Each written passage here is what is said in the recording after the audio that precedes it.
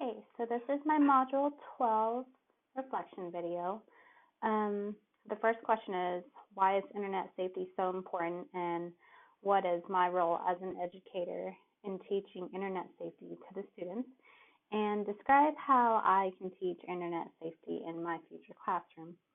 So internet safety is important to keep students safe, especially now that technology is being used more often in the classroom. We want to make sure students know the difference between safe and unsafe or appropriate and inappropriate content. My role as an educator isn't to block websites or limit time on a computer to help them be safe, because that meets the point of them learning using the technology. But it's to actually teach them the knowledge of what is dangerous and how to spot something that is dangerous or inappropriate, and how to handle it. So in my future classroom, I will teach internet safety by showing them videos and examples of internet danger and internet safety. Then we would discuss the videos, and then I would have students sign a safety pledge and poster and kind of put that up in the classroom as a reminder for students on how to be safe and what is not okay to be on in a classroom. So question number 2, I really liked the NetSmarts website.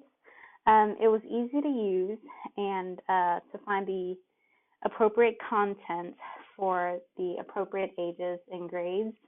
And it was also obvious where you can find teaching resources that cover many trends and issues, such as like cyberbullying, sexting, or like even gaming. I'm not going to lie, the digital citizen training program was long, but I would definitely say it is worth it. There were content on there that I didn't know and surprised me, and most of it I knew, but it'll be useful for all educators to have the safety knowledge and training, especially if you're using internet and technology in your classroom. So, and then question number 3, the main points described in the youth safety article were cyberbullying, exposure to sexual content, privacy, parent involvement, and intergenerational gaps in attitude.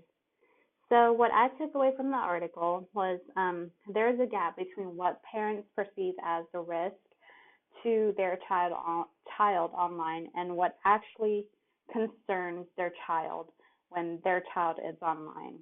So there's a communication gap there, and also a gap of knowledge on how the internet works. I like the suggestion given on how to bridge that gap, and the suggestion is that